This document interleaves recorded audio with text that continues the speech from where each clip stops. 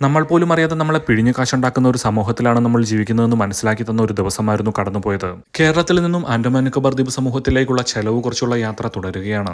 ഇന്നൊരൽപ്പം താമസിച്ചാണ് ഉറക്കമുണർന്നിട്ടുള്ളത്. ഉറക്കമുണർന്ന് രാവിലെ തന്നെ ലഗേജ് എല്ലാം പാക്ക് ചെയ്തു വെച്ചു. 8:30 ബ്രേക്ക്ഫാസ്റ്റ് കഴിക്കുന്നതിന് ഹോട്ടലിന്റെ തന്നെ റെസ്റ്റോറന്റിലേക്ക് യാത്ര ചെയ്യുമ്പോൾ ഒട്ടുമിക്ക ഹോട്ടലുകളിലും ബ്രേക്ക്ഫാസ്റ്റ് ഇൻക്ലൂഡ് ചെയ്ത് റൂം എടുക്കാൻ സാധിക്കും. ഇങ്ങനെ റൂം എടുക്കുമ്പോൾ മിക്കവാറും ലഭിക്കുക ബുഫേ ബ്രേക്ക്ഫാസ്റ്റ് ആയിരിക്കും. ബ്രേക്ക്ഫാസ്റ്റ് ബുഫേ ആയതുകൊണ്ട് തന്നെ പ്ലേറ്റിൽ എന്തൊക്കെയോ എടുത്തുകൊണ്ട് വന്ന് നീതു ഇരുന്നു.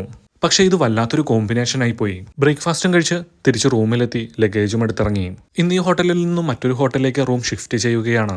തൊട്ടടുത്തുള്ള ഹോട്ടലിലേക്ക് തന്നെയാണ് മാറുന്നത്. റൂം ചെക്ക്ഔട്ട് ചെയ്തു. ലഗേജും എടുത്ത് തൊട്ടടുത്തുള്ള പുതിയ ഹോട്ടലിലേക്ക്. ഹോട്ടലിലെ ചെക്ക് ഇൻ നടപടികൾ പൂർത്തിയാക്കി. ചെക്ക് ഇൻ നടപടികൾ എന്ന് പറയുന്നത് അത്ര വലിയ കാര്യമൊന്നുമല്ല. നമ്മുടെ ഏതെങ്കിലും തിരിച്ചറിയൽ രേഖ ഹോട്ടലിൽ കാണിക്കുക. എത്ര പേരുണ്ടോ അത്രയും പേരുടെ അത് കാണിക്കേണ്ടി വരും. ഹോട്ടലുകാർ നൽകുന്ന രജിസ്റ്ററിൽ നമ്മുടെ അഡ്രസ് ഫില്ല് ചെയ്തു കൊടുക്കുക. റൂമിന്റെ താക്കോൽ വാങ്ങുക, അത്രമാത്രം. ലഗേജും എടുത്ത് റൂമിലേക്ക്. നല്ല മികച്ച റൂമാണ് പുതിയതായി കിട്ടിയിട്ടുള്ളത്. അത്യാവശ്യം വേണ്ട എല്ലാ സൗകര്യങ്ങളും ഇവിടെയുമുണ്ട്. റൂമിലെത്തി ഓൺലൈനിൽ ഒരു റെന്റ് സ്കൂട്ടറുകാരുടെ നമ്പർ തപ്പിയെടുത്തു. റെന്റുകാർ സ്കൂട്ടർ ഹോട്ടലിൽ എത്തിച്ചു തരാമെന്നാണ് പറഞ്ഞിട്ടുള്ളത്.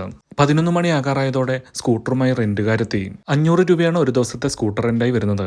എന്റെ ഡ്രൈവിംഗ് ലൈസൻസും കാണിച്ച് അഡ്വാൻസായി 2000 രൂപയും നൽകിയപ്പോൾ സ്കൂട്ടർ എനിക്ക് കൈമാറി റെന്റുകാർ മടങ്ങി. ഇനിയുള്ള ആൻഡമാൻ കറക്കം സ്കൂട്ടറിലാണ്.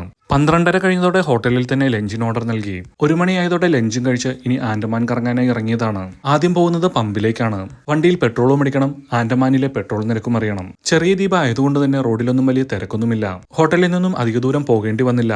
പമ്പിലെത്തി. പമ്പിൽ ചെറിയൊരു ക്യൂ ഉണ്ട്. ആൻഡമാനിൽ ഇന്നത്തെ പെട്രോൾ നിരക്ക് 82 രൂപ മാത്രമാണ്. അതായത് നമ്മുടെ നാട്ടിലെ പെട്രോൾ നിരക്കിനേക്കാൾ 26 രൂപ കുറവ്. ആൻഡമാനും ഇന്ത്യയുടെ ഭാഗം തന്നെയാണ്. ഇന്ത്യ ഒട്ടാകെ സഞ്ചരിച്ചിട്ടും ഇത്രയും പെട്രോൾ നിരക്ക് കുറവ് മറ്റെവിടെയും കാണാൻ സാധിച്ചിട്ടില്ല. ഈ നിരക്കിൽ നമുക്കും പെട്രോൾ ലഭിക്കേണ്ടതാണ്. എന്നാൽ എന്തൊക്കെയോ കാരണങ്ങളാൽ ആരൊക്കെയോ നമ്മൾ പോലും അറിയാതെ പിഴിയുകയാണെന്ന് മാത്രം. പെട്രോളും അടിച്ചിറങ്ങിയപ്പോൾ വഴിയരികിൽ ഒരു ജ്യൂസ് കട കണ്ടപ്പോൾ അപ്പോൾ തന്നെ നീതുവിന് ജ്യൂസ് വേണം. എന്നാൽ പിന്നെ ആയിക്കോട്ടെ എന്ന് ഞാനും കരുതി. കടയിലെത്തി ജ്യൂസ് പറഞ്ഞു.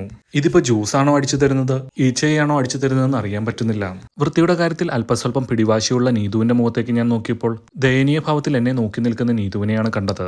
ഇതിപ്പോ തേനീച്ചയായതുകൊണ്ട് കുഴപ്പമില്ലെന്ന് പറഞ്ഞ് ഞാൻ സമാധാനിപ്പിച്ചു. ആൻഡമാനിൽ ധാരാളം തമിഴ്നാട്ടുകാരുണ്ട്. ഈ പോകുന്ന ബസ് തമിഴരുടേതാണെന്ന് തോന്നുന്നു. ജ്യൂസും കുടിച്ച് യാത്ര തുടർന്നു. മാപ്പിൽ ഒരു ഫിഷ് മാർക്കറ്റും സെറ്റ് ചെയ്താണ് യാത്ര. മാർക്കറ്റിലെത്തി. പക്ഷെ ആ ഫിഷ് മാർക്കറ്റ് സജീവമായിട്ടില്ല. തൊട്ടടുത്തുള്ള ഒരു പച്ചക്കറി കടയിൽ മരച്ചീനി ഇരിക്കുന്നത് കണ്ടുകൊണ്ട് വെറുതെ ഒന്ന് വില ചോദിച്ചതാണ്. 1 കിലോ മരച്ചീനിയുടെ വില 80 രൂപയാണ്. ഫിഷ് മാർക്കറ്റിലെ മീനെല്ലാം എങ്ങോട്ടോ നീക്കം ചെയ്യുകയാണ്. കണ്ടിട്ട് മീനൊന്നും അത്ര ഫ്രഷ് ആണെന്ന് തോന്നുന്നില്ല. ഫിഷ് മാർക്കറ്റിലേക്കുള്ള റോഡിലൂടെ അല്പം കൂടി മുമ്പോട്ട് പോയി നോക്കി. എത്തിയത് മത്സ്യബന്ധന തൊഴിലാളികൾ കൂടുതലായി താമസിക്കുന്ന ഏരിയയിലാണ്. ആന്ധ്രാപ്രദേശിൽ നിന്നും കുടിയേറിയവരാണ് കൂടുതലായും ഇവിടെയുള്ളത്. മീനെല്ലാം ബക്കറ്റിലാക്കി ഓട്ടോയിൽ കയറ്റി എങ്ങോട്ടോ കൊണ്ടുപോകാനുള്ള തിരക്കിലാണ്. എവിടേക്കാണെന്ന് ചോദിച്ചപ്പോൾ ഇവിടെ അടുത്തൊരു മാർക്കറ്റ് ഉണ്ടെന്നാണ് പറഞ്ഞത്. നീതു ആരാണ്ടോടോ സംസാരിച്ചു നിൽക്കുന്നു. ഏത് ഭാഷയിലാണ് സംസാരിക്കുന്നതെന്ന് എനിക്ക് അത്ര അങ്ങോട്ട് പിടികിട്ടിയില്ല. കാരണം ഇവിടെ നിൽക്കുന്നവരെല്ലാം സംസാരിക്കുന്നത് തെലുങ്കിലാണ്. കേരളം വിട്ടുകഴിഞ്ഞാൽ പിന്നെ നീതുവിന്റെ സംസാരമെല്ലാം മുറി ഹിന്ദിയിലാണ്. കേരളത്തിന്റെ പുറത്ത് വെച്ച് മലയാളിയെ കണ്ടാൽ പോലും ചിലപ്പോൾ നീതു സംസാരിക്കുക മുറി ഹിന്ദിയിലാവും.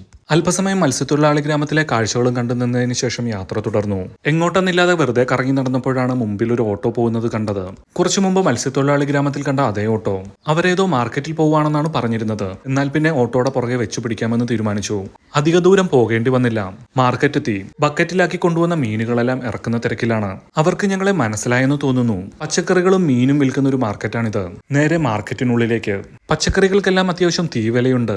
മാർക്കറ്റിന്റെ ഒരു ഭാഗത്ത് കണ്ടതാണ്. ചക്കയും പുളിയുമാണ് വിൽപ്പനയ്ക്ക് വെച്ചിരിക്കുന്നത്. ദ്വീപിൽ നിന്നുള്ള ചക്ക തന്നെയാണെന്നാണ് പറഞ്ഞത്.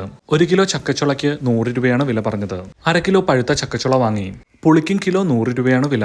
കച്ചവടക്കാരൻ തമിഴ്നാട്ടിൽ നിന്നുള്ളതാണ്.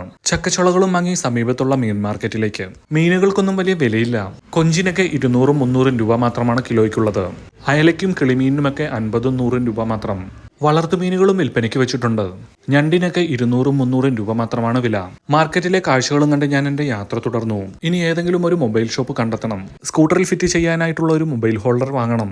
ഒടുവിൽ ഒരു ഷോപ്പ് കിട്ടി. മൊബൈൽ ഹോൾഡറുമുണ്ട്. 300 രൂപയാണ് ഈ ഹോൾഡറിന് വിലയായി വന്നിട്ടുള്ളത്. മൊബൈൽ ഹോൾഡറും വാങ്ങി ഇനി ഹോട്ടലിലേക്കാണ്. സമയം 5:30 മാത്രമാണ് ആയിട്ടുള്ളത്. എങ്കിലും നേരം ഇരുട്ടിയിരിക്കുന്നു.